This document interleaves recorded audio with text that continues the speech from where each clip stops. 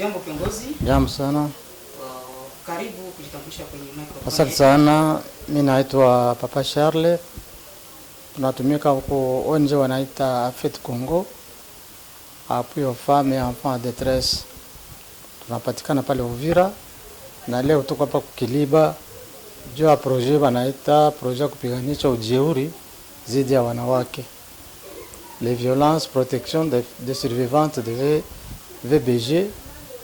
Manake ba femmes, ma violence basée sur les gens de tuko hapa Kiliba. Tulisibla hapa Kiliba kufuatana na hali ya mavita yenye ilipitikana karibu nafasi yote hapa kwetu kwa East. Na Kiliba mradi huyo hapa ni mradi wa kwanza tunakia tumika hapa Kiliba. Kupitia mafikiri mawazo tuliopewa na chef de cité d'asimana na ciblé centre de santé ya 3e CBK. Na ndio tulikuja hapa. Kwa kweli kazi tumeanza vizuri, tumepokelewa vizuri hapa na makato zipata, na ndio maana tunatuma leo tunalancer officiellement projet hiyo hapa Kiliba en présence ya ba autorité locale na ba survivante. Kwa hiyo tunasema asante sana kwa autorité waliotupokea sanitaire que politico administrative ba hapa Kiliba. Asante sana. Na mradi yenu itabeba miezi mingapi?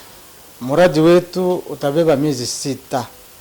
Mwezi wa 5 tulianza tariki 1 mwezi wa 5 mpaka tariki 11 mwezi wa 10 kama sidanganyiki.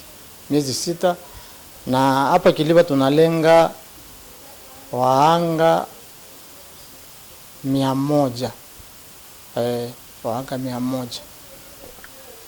Na kulingana na lancement officiel yenye mnafanya leo, niliona kuna vitu fulani ambavyo mtawapatia. Vile vitu na vitu gani ambavyo vitafanya wahanga kuwa vizuri?